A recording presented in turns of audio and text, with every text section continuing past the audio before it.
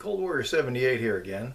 I'm a gun guy, and even though I don't do a lot of gun videos, because there's just so many more people out there who do them better than me, I get a lot of questions, because all my friends know that I am a gun guy, about self-defense weapons, rifles, pistols, shotguns, recommendations. Hey man, what should I get?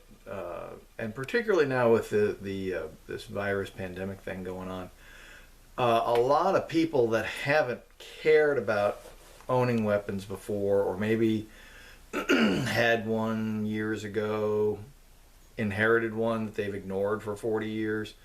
A lot of people are coming to me with, how does this work?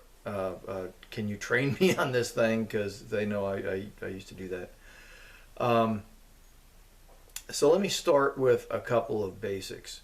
I'm going to use the term gun guy in the sense that I'm very familiar with firearms. I've taught firearms marksmanship for decades while I was in the Army. I've taught it since then. I like to shoot. I like to take guns apart, field strip them, take them apart, see how they work. I took a gunsmithing course when I was in high school, so I like to just literally take things apart and see how they work. I'm the kid that took apart the toaster when he was in 6th grade. So I'm fascinated with guns on a mechanical basis because there's so many different ways that they work.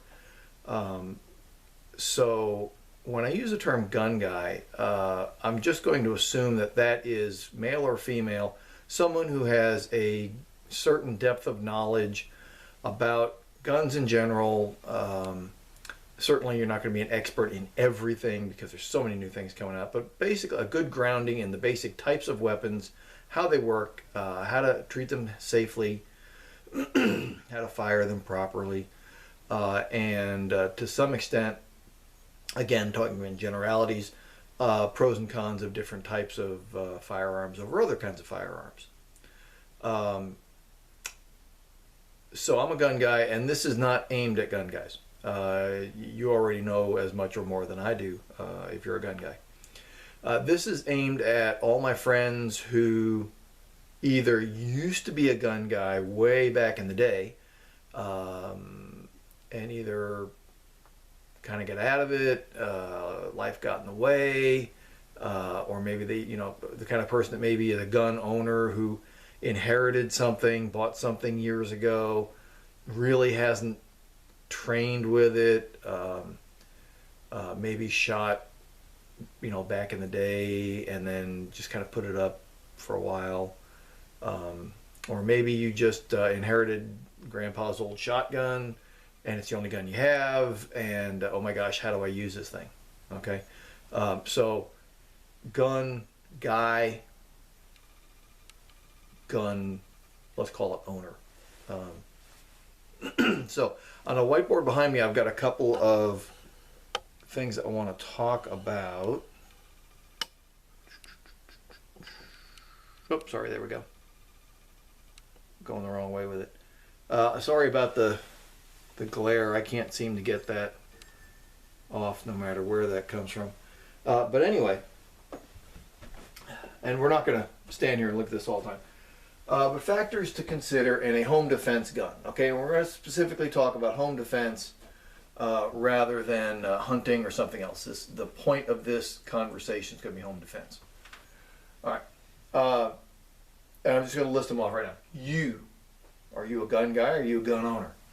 Simplicity, safety, capacity, and then capability / over penetration, because that's something I hear people talking about all the time, and to some extent or another, that is an issue for consideration. So let me stop here for a minute and we'll reset.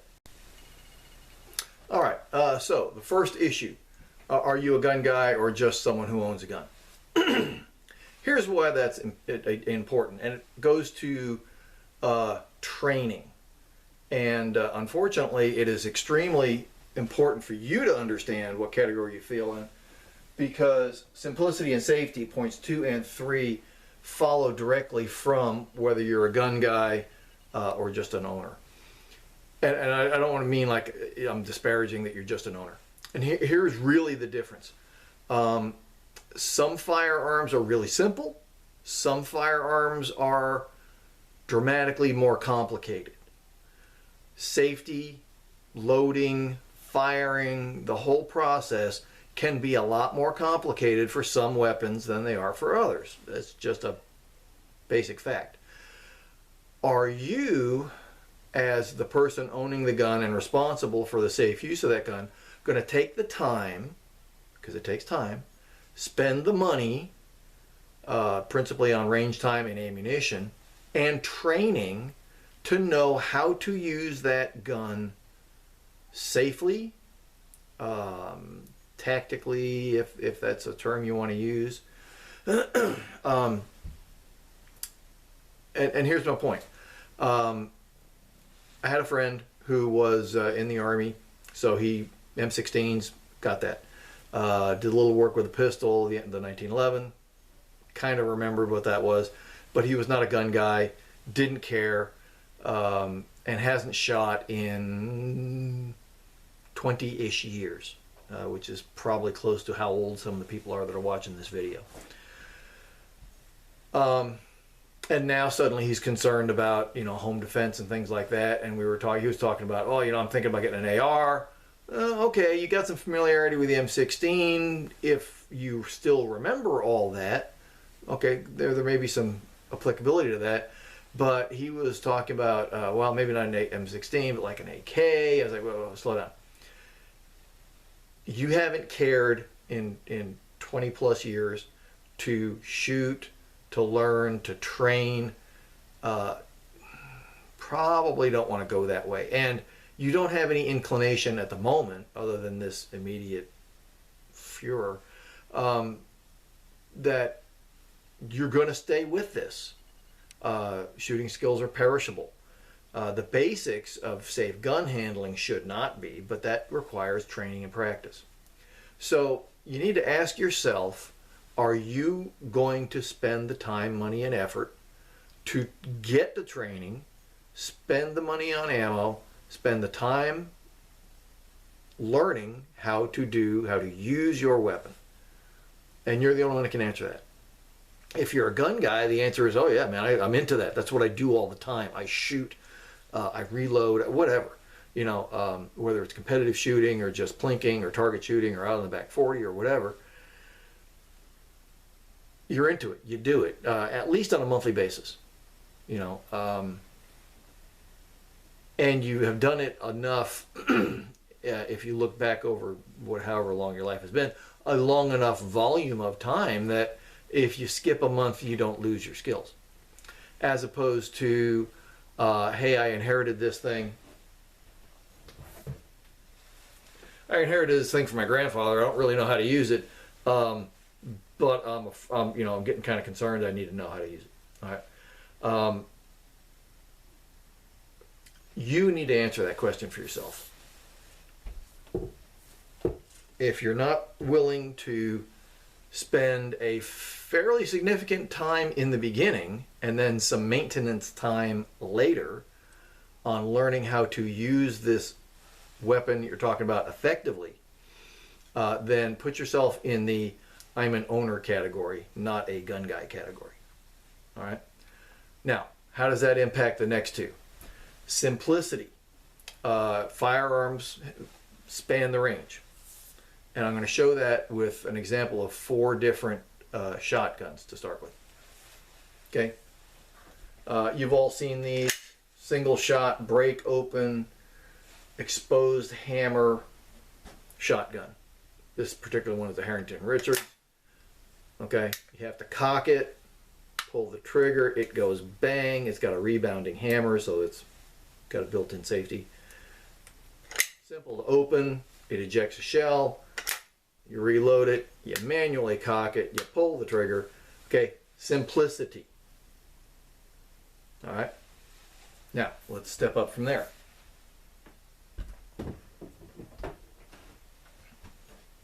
Because Is there a chance you can use more than one round? Yeah, sure.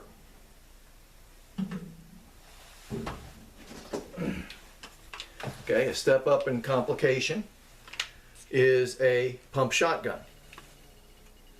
All right. Always check and make sure.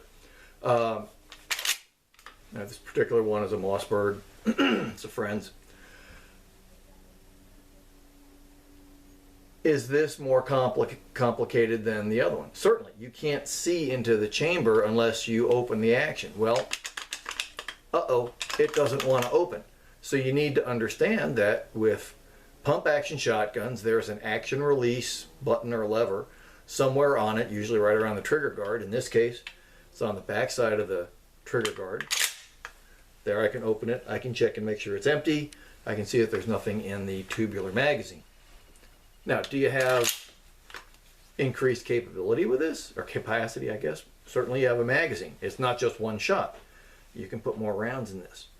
But are you going to spend the time to understand how to work it? Or are you going to leave this thing loaded in a closet and then 6 years later you don't remember how to open it and you don't know whether there's a round in the chamber or not? Now, I hope you don't leave it cocked for 6 years, but there is a learning curve attached to this, all right? It's not tremendous.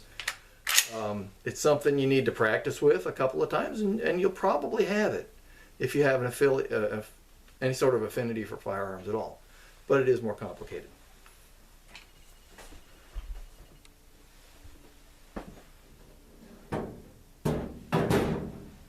All right, next up.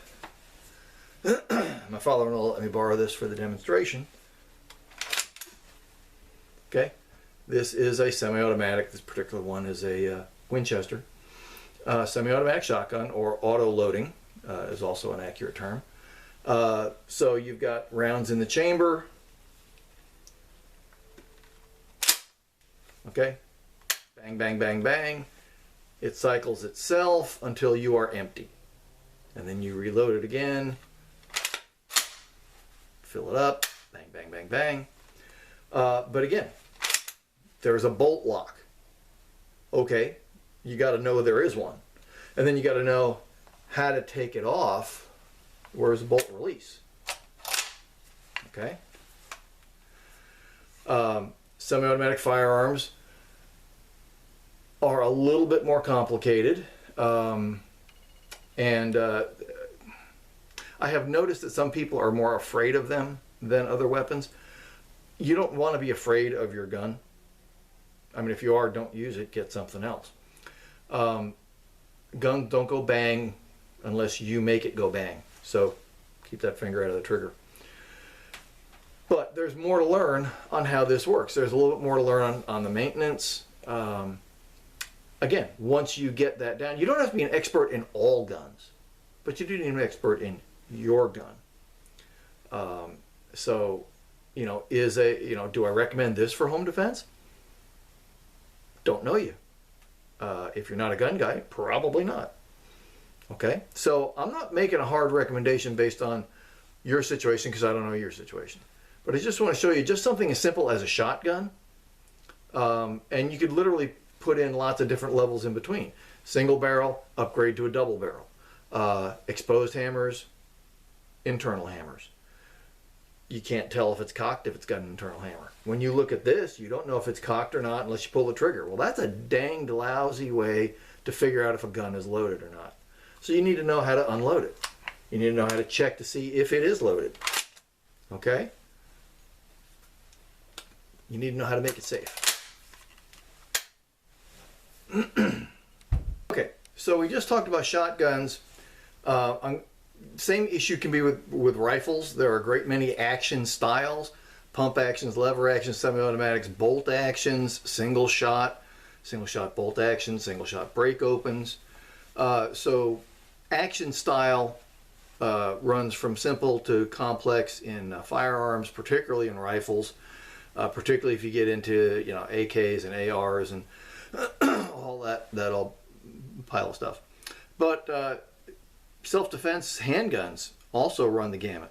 For example, You could have something as simple as the old style cowboy action, cowboy style 45.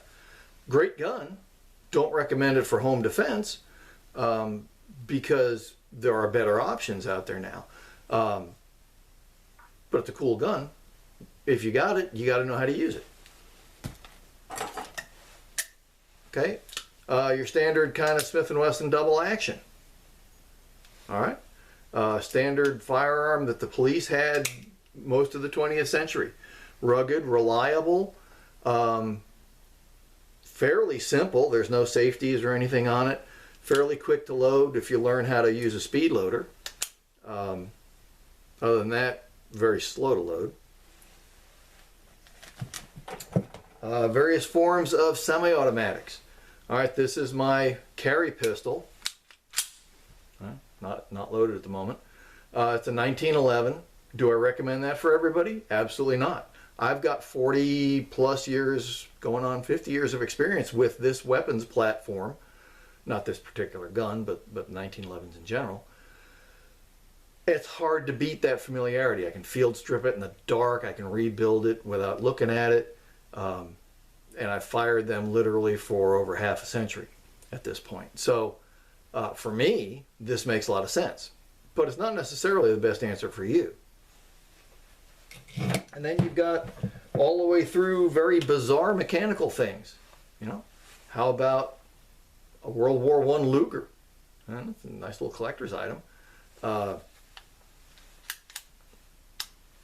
Great little weapon, but man, it's a little funny to American shooters to to get this thing to work, because it's got that slide and the toggle and everything. So again, it can be simple or anywhere on the scale to complex. The real issue is, are you going to take the time to learn, practice with a more complicated mechanism, or for safety, which is number 3, should you limit yourself to something simpler with a less steep learning curve that will allow you to be safe? And here's a point in fact. Double action revolver, semi-automatic. This one's got, I don't know if you can see that going on off there. This one has a safety, okay, because you typically carry it cocked and locked. If you don't carry it cocked and locked, then you carry it with the hammer down, and then you have to rack the slide or cock the hammer. This, you carry it with, in this case, 6 rounds in the cylinder. There's no safety. When you need it, you pull it out and you just pull the trigger. All right, you pull the trigger 6 times. If there's a bad round in there and it doesn't go off, which virtually never happens with modern ammunition, but say you had some old reloads or something, which you shouldn't have in a self-defense situation, but again, you just keep pulling the trigger and you'll cycle around to something that's going to go bang. With a semi-automatic, there's always the chance, okay, that the slide doesn't come all the way back and you have a jam. Now, let me say this. Modern semi-automatics are reliable. They're as reliable as any other weapon that's ever been made. Every military in the world uses them and has used them for the best part of a century. 1911, okay, adopted in 1911. Being said, operator-induced malfunctions, shooter error, creates a lot more problem with these kind of guns than with revolvers. Again, you just keep pulling the trigger with a revolver, you open it, you reload it, bang, bang, bang, you're good to go. If you limp wrist this gun, particularly I've seen it with 45s, but I've even seen it with 9mm. You limp wrist the gun, and then the energy that this slide needs to go back and grab another cartridge, well, if you limp wrist it, you've absorbed an awful lot of that energy. It may not load another round, and instead of bang, you get click because it didn't strip another round from the magazine and bring it in. or it stovepiped the old round up here, or it did something stupid somewhere. It's not really the gun's fault, it's the shooter's fault because you didn't hold it tightly enough. Okay, you didn't hold on to the darn thing. But a malfunction's a malfunction, and whether it was a gun causing it or you caused it, the bottom line is now you got a gun that's not working right. Do you know how to fix it? And in a stressful situation, is it trained enough that you rack the slide and go with it? Or do you have to and drop the gun? You know. So every time you step up in complexity, there are issues attached to that you need to be very honest with yourself. Are you going to deal with them? So when you go back to let's try to zoom in on that so you can see it again.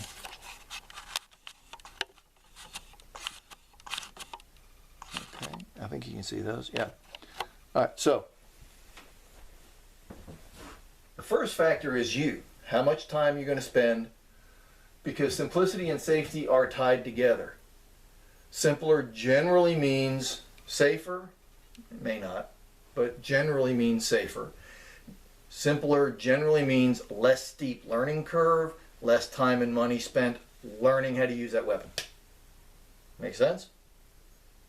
Now, balance that with number 4, which is kind of hard to see. It says capacity.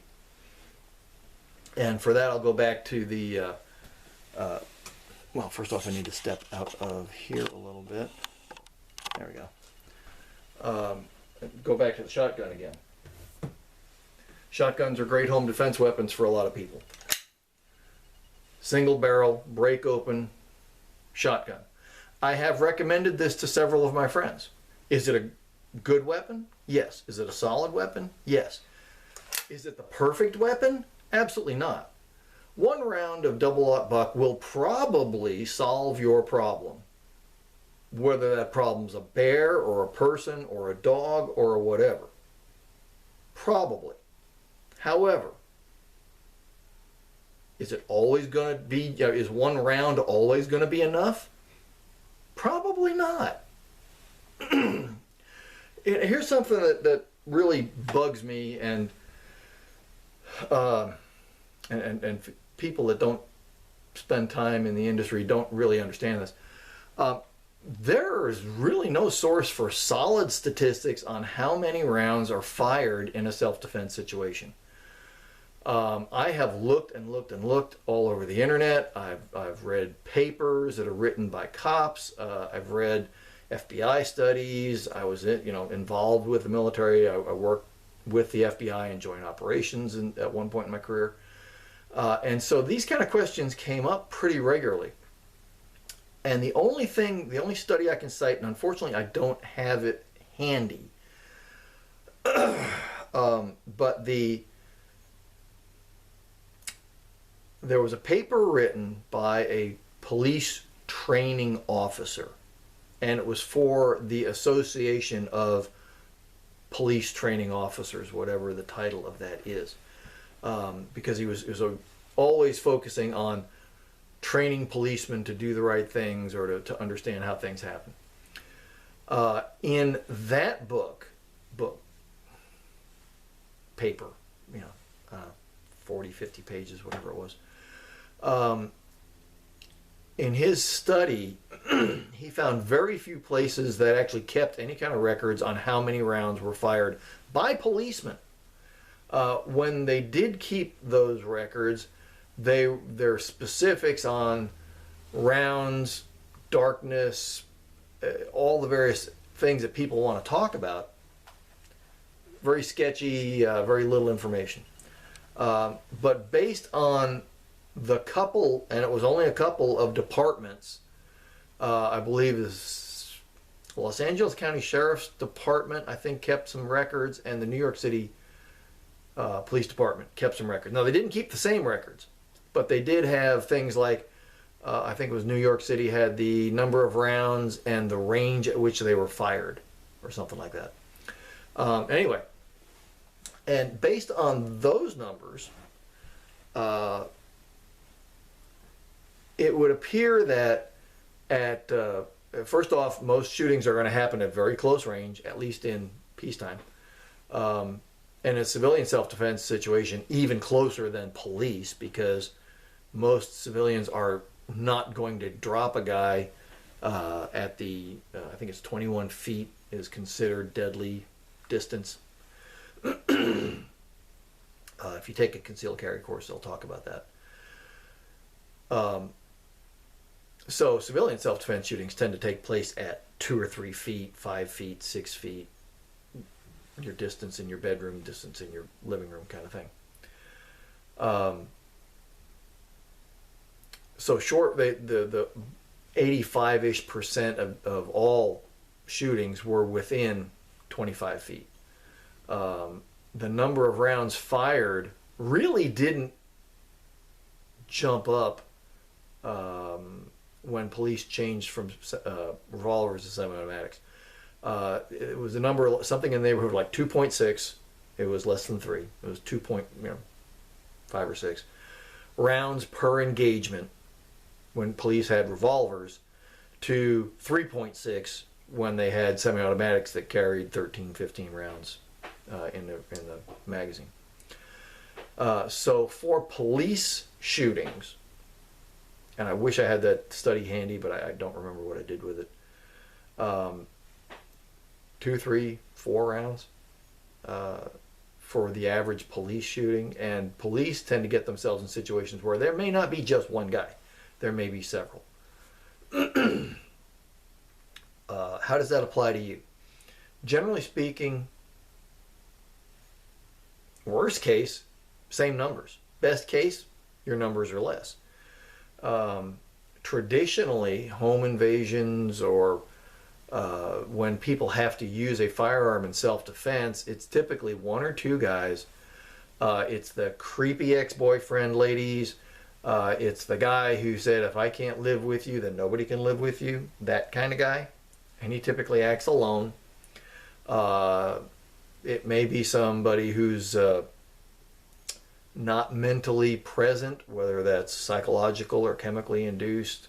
A guy beating on somebody's door, thinking it's the wrong house, thinking he's somewhere, whatever reason, beating down a door. And then you've got a very small minority of guys who are doing home invasions, the actual term, which is defined as a burglary by armed people who conduct it while you're home. Now those guys are dangerous. They typically, I don't even want to say typically, there's not a lot of really good studies out there. So this threat is going to vary from area to area. Based on a conversation with the deputy sheriff in our county sheriff's department, around here, average is 1 or 2 guys. We don't have home invasions, generally speaking, of a half a dozen guys that are armed. It just doesn't happen. Crews that do that tend to be rather small. The largest he had ever heard of in our state was 3 guys. So if you live in an area where those numbers are higher, okay, capacity probably ought to be a little bit higher. Point is, you probably need more than 1. You probably don't need more than 5, 6, 7, something in that neighborhood. So, somewhere in that scale. Are you going to need more than 1? Yeah, I would say probably. Are you going to need more than 2? Maybe. You going to need more than 3? Now, now you're really very situationally based. You can fire 1 round, not even hit a guy, and he could run off. And his 2 buddies, drive off too. So, I mean, it's hard to extrapolate. I would say it would be prudent to be prepared to fire at least the average number of rounds that a policeman does during a shooting. So 3, 4, be safe, maybe 5. Now, could there be a situation where you need more than that? Could be. You need to determine what your threat level is, what's going on in your neighborhoods. Talk to the police, review whatever crime statistics you can get hold of for your area. FBI crime statistics are online. Look at those. They don't typically show the number of shots fired, but you can get an idea how many people were involved by looking at those things. So back to what we were saying here, simplicity typically means lower capacity. If you want the capacity of a, let's say, pump shotgun with 5 rounds in a tube and 1 in the chamber, or 8 in a tube and 1 in the chamber, depending on the model you want to get, then you need to dedicate the time and effort to know how to use that weapon safely and thoroughly. All right. I can't tell you which one's best for you. You need to figure that one out on your own. And on that realm, used to be everybody knew a gun guy. That's why I'm deluged with these questions right now, because all my friends know that I'm a gun guy. And so they seek me out. As a friend of mine recently said, be very careful about asking a salesman what you need, because particularly if that salesman works on commission, your best interests are not what's in front of him. His best interests and the amount of money he's going to make on the sale is probably what's driving that train. And I hate to be ugly about that, because back in my day, gun store guys were very knowledgeable. They understood guns. They fired a bunch of different kinds of guns. And if they didn't know something, they would admit it right up front and, slap somebody else on the shoulder and say, hey man, what's the answer to this question that this guy's got? I'm not seeing that anymore. And you certainly don't get that in the big box stores. And you're getting less of it in the smaller mom and pop gun shops. It's still out there, but it's harder to find. So getting good answers to questions is sometimes harder than it ought to be. You can always write into places like the American Rifleman magazine, the NRA, and answer generic kind of questions. But getting things that are specific to your situation, you're going to have to do some work on that. All right. So anyway, capacity, to use a math term, tends to be inversely related to simplicity. The simpler the weapon, the fewer rounds or round is in the gun. The more complicated it is, often the more capacity you have. You need to figure out where you need to be on that scale. All right, so that's that element. All right, the last thing I want to talk about, capability / over-penetration. Let's see. Capability. A 12 gauge has awesome defensive capability within a short range. And I'm not going to worry about, at this point, some sort of rule without rule of law situation where you got to take somebody out 300 yards away. That's really hard to define as a self-defense situation. So self-defense, the way I'm talking about, is somebody's breaking into your house. So you're talking 20 yards, absolute maximum, probably 20 feet. Something very, very close. So handguns typically come to mind because, first off, you can carry them. You can't carry a shotgun, but you can carry a semi-automatic. So from a capacity standpoint, go back to capacity for a minute, your standard police-style revolver, 6 rounds. They make them now with 7, 8. I've seen some that even had 9, although I don't think it was a 357. But standard capacity for a police revolver back in the day was 6 rounds. The hideaway guns, 6, sometimes 5. Okay, so 5 or 6. Now you're still at or just barely above the threshold of the number of rounds average fired by a policeman. So that's a viable option. Semi-automatics, 1911, standard magazine has 7 rounds. Many of the competition magazines have 8 rounds.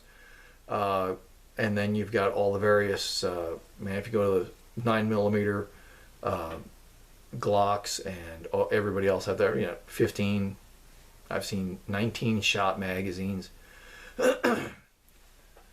Yeah, maybe you need it.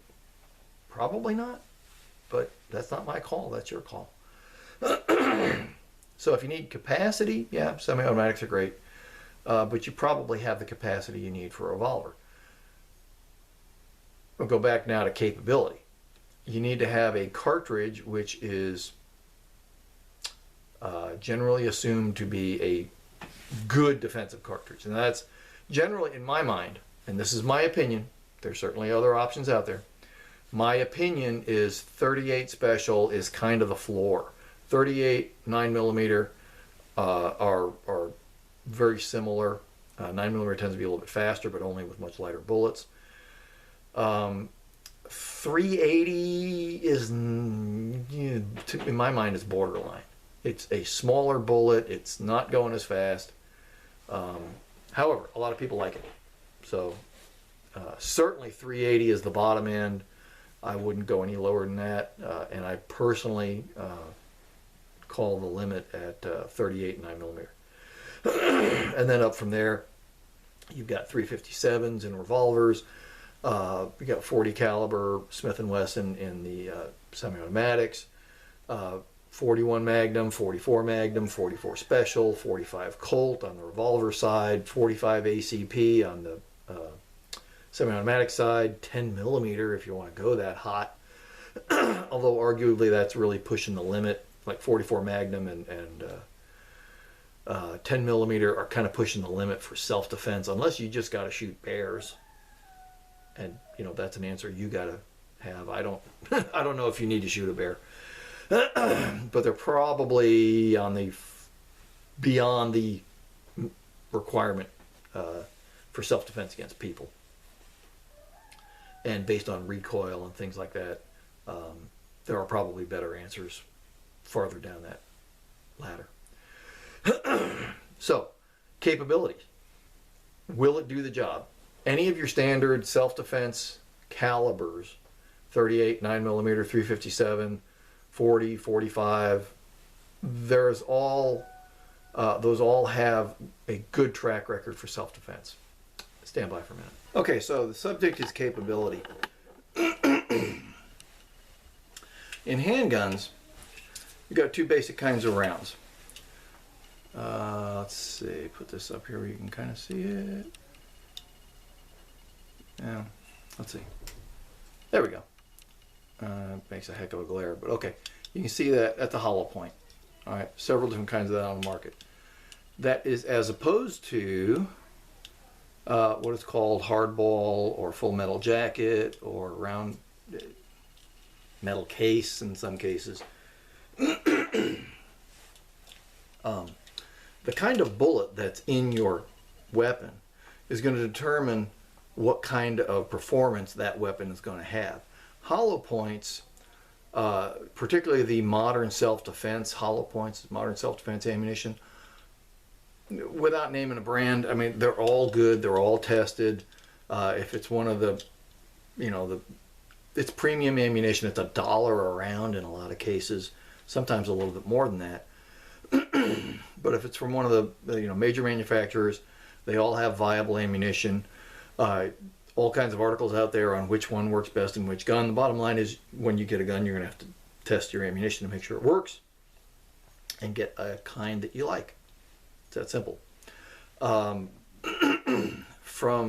this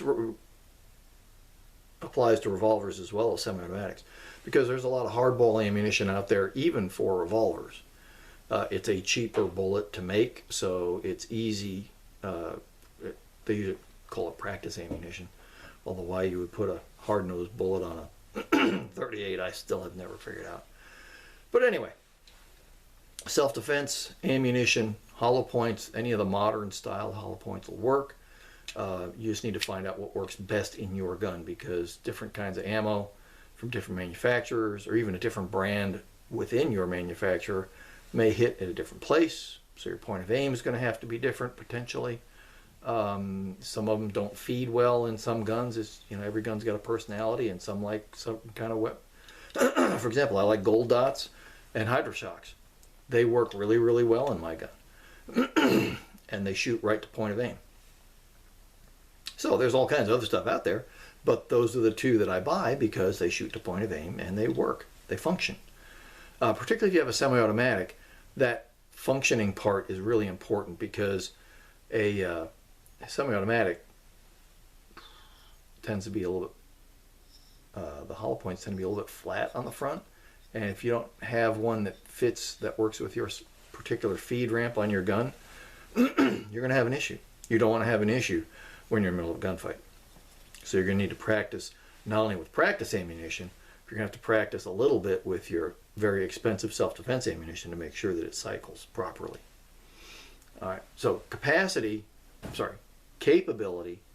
for any of the handguns, modern self-defense ammunition is the right answer. It's expensive, yes, suck it up. You know, that's what you're going to have to do. Now, if you're talking, say, a shotgun, then you're talking about a lot of different kinds of shot are available for a shotgun. Buckshot, from triple aught actually, although double aught tends to be your standard. In the 12 gauge double aught buck, or number 4 buck, which is a smaller buckshot with more pellets, are your two primary recommendations. The FBI, I read a paper a while back that the FBI was recommending number 4 buck because it was, they thought it was more lethal, given the velocity of the pellets and the number. There were so many more pellets of number 4 than there were of double aught. They were recommending to their agents and to police departments to change to number 4. I don't know that ever went forward with anything, but for home defense, you could literally use birdshot. I know a lot of people use number 6s, number 5s, number 4s, which is the high end of the birdshot range. Some even like BB size stuff. But an argument can be made that 7.5, 8, 9, maybe not 9, but 7.5, 8, the smaller birdshot might be more effective when you start considering the over-penetration part. And here's the downside. Any ammunition that has the capability of one-shot stop on a human being is going to, without question, go through your walls. Plasterboard doesn't stop a bullet. On the off chance maybe it hits a stud, maybe, but generally speaking, not going to. So you're going to go through multiple walls if you don't hit your target. The more powerful the round, the more problematic that's going to be, particularly if you don't hit. 44 Magnum could well go through somebody and through the wall behind them, who's in that room behind him. Buckshot will go through several walls.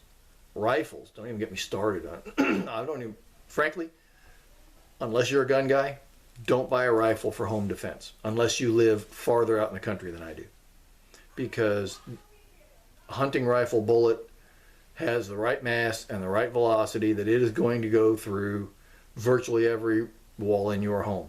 And unless you have a log wall or concrete block on the outside, it's going outside of your house and maybe into your neighbor's house. Okay, 2,800, 2,900 feet per second, 3,000 feet per second. And God help you if it hits a window, it's not even slowing down. So generally speaking, for self-defense, as I have defined it, a short-term engagement, a short distance, engagement, you don't need a rifle. Rifles are overkill. Not overkill.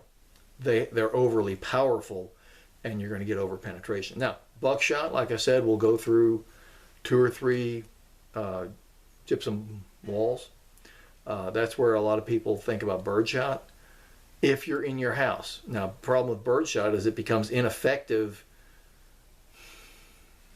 I mean, I don't want to put a specific distance on it, but if you had a leather coat or a blue jean jacket and a heavy sweater and something, once you get past about 25 feet, you're going to have a hard time making a one-shot kill, or incapacitation, I guess is a better term. Stop the threat with birdshot, because it's just not going to penetrate all that stuff that close.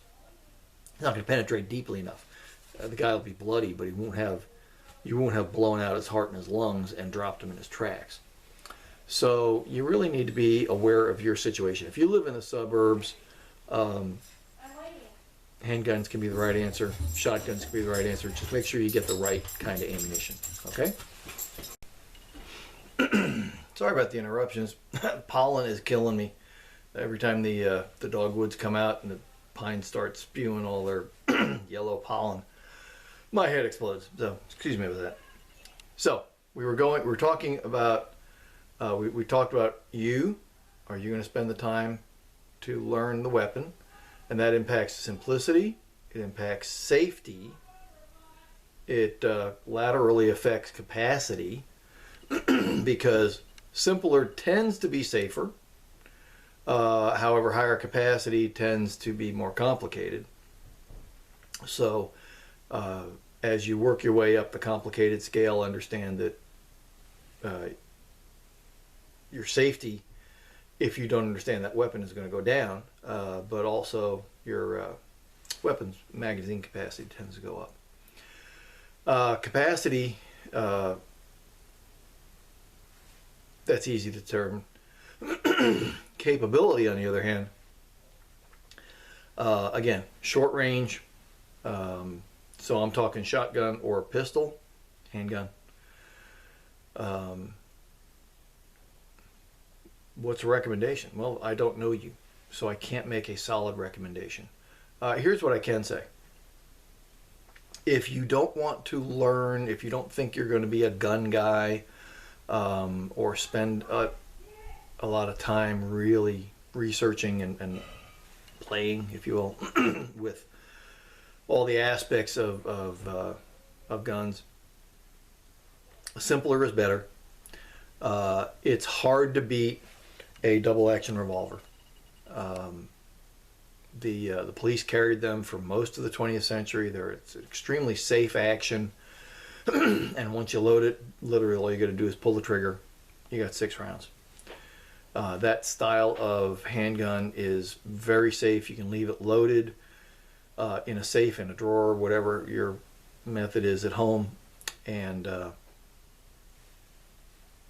don't have any springs compressed. You don't have anything that's going to fail. The gun is completely at rest. Semi-automatic handguns are a bit of a step up, but you have to train with them. You have to train with any of them, but you got to train more with a semi-automatic so that you understand how to clear jams and how the reloads work, that whole line. Can you learn? Sure. None of this stuff is that awfully complicated, but it takes practice, and it's a perishable skill. Not just the accuracy, but all the manipulation that goes with it. So my guess would be if you're not a gun guy, semi-automatics are probably not your best answer. Although, and I'll throw this out there, I'm not a Glock guy particularly because the grip angle is different than my 1911. A Glock is about as close to a double action handgun, a double action revolver, in a semi-automatic form as has ever been made. So if you think you've got to have a semi-automatic, or you don't think a revolver is really your right answer, then potentially a Glock or one of there's a lot of once Glock came out, a lot of people stole all their ideas. No external safety All the safeties are automatic and inside the gun. Basically, load the magazine into the weapon, rack the slide, and leave it. And then you pick it up, pull around, bang, bang, bang, and it goes off. And then you have removable magazine. It's a little bit higher on, I would say it's maybe a half a step above a revolver, but not terribly far. So a Glock or one of the Glock imitations. There's a lot of striker fired double action semi-automatics out there that don't have all the crap on the outside, bells and whistles and stuff. All right. Handguns are, in my mind, a good answer because you can get a carry permit and potentially use the same weapon that you carry every day to be your bedside gun in case something happens. I like that concept. However, there's a lot to be said for something like a shotgun at home and a carry gun that you carry around, and that frees you up a little bit on the carry side to go maybe a little bit smaller, a little bit lighter, a little bit less capacity, and then at home you've got a shotgun that you can deal with. If you're going to go with a shotgun, understand that the type of cartridge you put in there is going to dramatically affect how much penetration you get. While buckshot is the standard combat load for a shotgun, it's going to go through walls. So is a pistol round. All right. There isn't anything that's going to reliably stop a man in his tracks that isn't going to go through a gypsum block wall or a gypsum board. Really, I mean, you can punch your hand through it. There's nothing there. So that becomes now an issue of, if you will, tactics on how you employ your weapon, because you need to know where the rest of your family is. And an awful lot of houses nowadays, instead of having all of the bedrooms clustered together, you tend to put the kids down on one end, and then the parents are way at the other end. So you're literally having to shoot past, if you miss the bad guy who comes in the center of the house, now you're shooting at your kids, and that's not a good idea. But that's going to be up to you to manage. It doesn't matter what kind of weapon you have.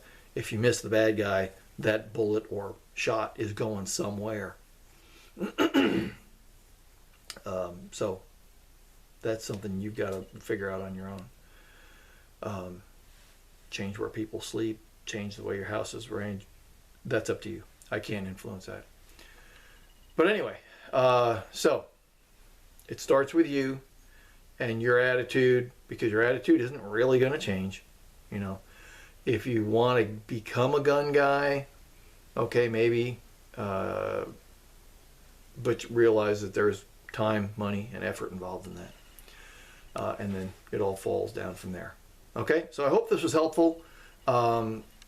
It's hard to make recommendations. In fact, you really shouldn't make recommendations without knowing somebody's entire situation.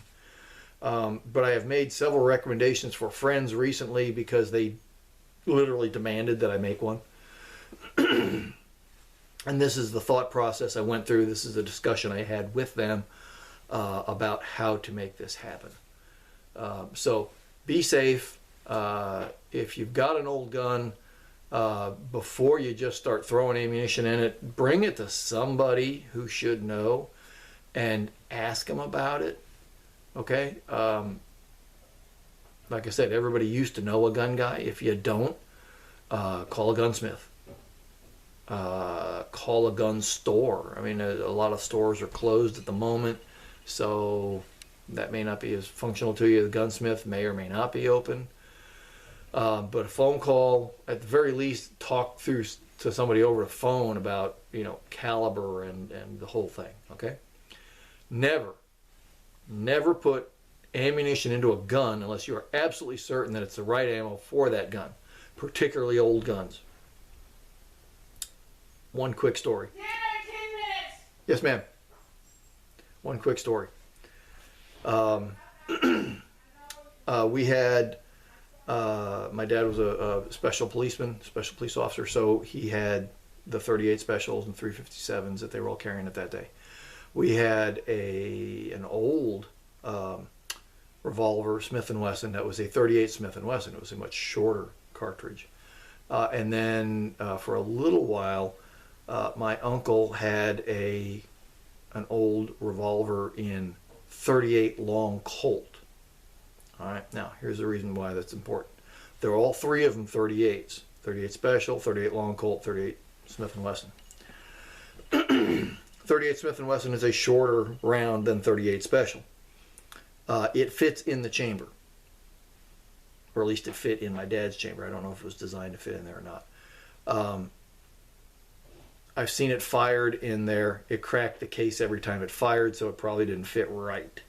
But being a lighter weight cartridge, didn't blow anything up. My uncle tried to put a 38 Special in a 38 Long Colt, and I think it fit, but I also think it damaged the weapon. Okay? Because the 38 Special has a higher pressure and damages the weapon. So, you got to know more than it's a 38. Okay? There's going to be on the barrel of your weapon, engraved right in there, what the caliber is. And if you're not sure yourself, bring it to somebody, take a photo of it, send it on the email, whatever, to a gunsmith who can tell you what that means. All right? In today's day and age, there's no reason for anybody to get hurt by putting the wrong ammunition in a weapon. 9mm is particularly important if you are using older guns. If it's a modern, built in the last 5-10 years, okay, great. 9mm typically always means 9mm Luger. But you go back to the 1930s, World War I era, and there were probably a dozen 9mm cartridges. All right, I don't want to get into it, but sometimes just because it fits doesn't mean it's the right cartridge, and you can damage yourself and the gun by putting the wrong cartridge in there. All right, little gun guy tip for folks that aren't gun guys. All right, so this is Cold Warrior 78. I'm usually out in the woods. Today I'm talking about guns because I'm a gun guy. All right. If you have questions, you can leave them in the comments, but understand that I can't answer most of these questions long distance, but we'll do the best we can. Thanks for watching. See you later.